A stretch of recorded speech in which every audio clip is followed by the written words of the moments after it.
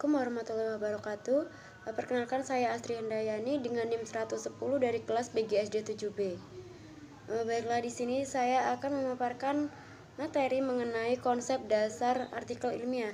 Yang pertama yaitu berkaitan dengan pengertian artikel ilmiah.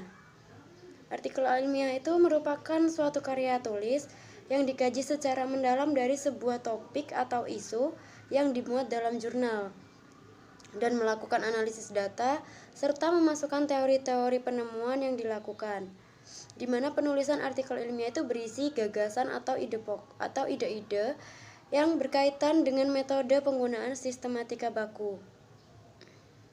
Kemudian terdapat dari artikel ilmiah itu terdapat suatu karakteristik, di mana ada 4 karakteristik artikel ilmiah, yaitu yang pertama menyajikan informasi dan ide pemecahan masalah. Dan yang kedua, informasi ditulis berdasarkan fakta dan data yang valid.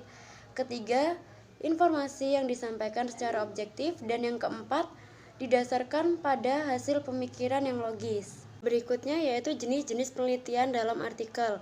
Itu terdapat 6 jenis dalam penelitian dalam artikel. Yang pertama itu ada penelitian dasar, yang dimana penelitian dasar itu merupakan data yang dikumpulkan untuk meningkatkan suatu pengetahuan. Dan yang kedua, penelitian terapan, yaitu penelitian yang berfokus pada analisis dan pemecahan masalah dalam kehidupan nyata. Yang ketiga, ada penelitian berorientasi masalah. Penelitian ini dilakukan untuk memahami sifat dari masalah untuk menemukan solusi yang relevan. Yang keempat, ada penelitian pemecahan masalah. Yang kelima, penelitian kualitatif. Dalam penelitian riset dalam penelitian ini adalah menggunakan metode non-statistik. Dan yang keenam itu ada penelitian kuantitatif, di mana penelitian ini terstruktur untuk mengumpulkan data dan menganalisis untuk menarik suatu kesimpulan. Dan data kuantitatif ini adalah semuanya berupa angka. Berikutnya yaitu mengenai ciri-ciri karya ilmiah.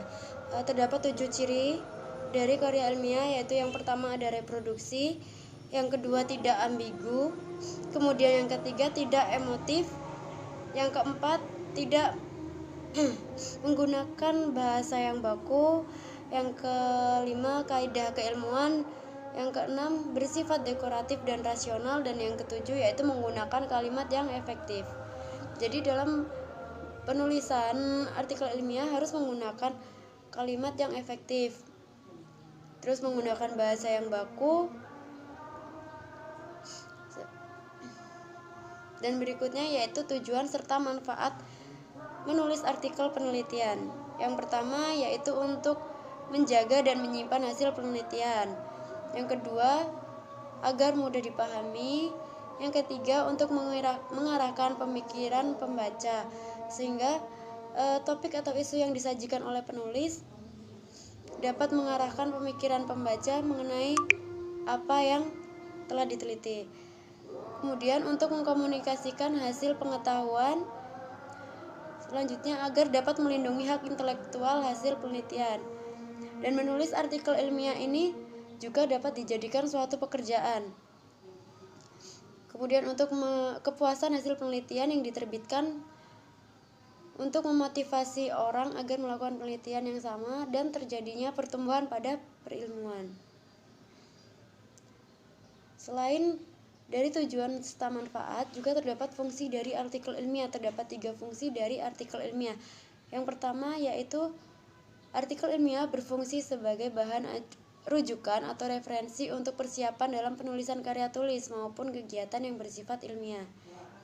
Yang kedua, fungsi dari artikel ilmiah yaitu sebagai fungsi edukatif, di mana ketika kita menulis karya ilmiah, maka wawasan yang didapat akan meningkat terhadap berbagai bidang keilmuan. Yang terakhir yaitu yang ketiga, artikel ilmiah berfungsi sebagai fungsi sentral, yang berarti bahwa karya ilmiah mampu memperluas wawasan kepada masyarakat umum. Baiklah, sekian materi yang dapat saya sampaikan.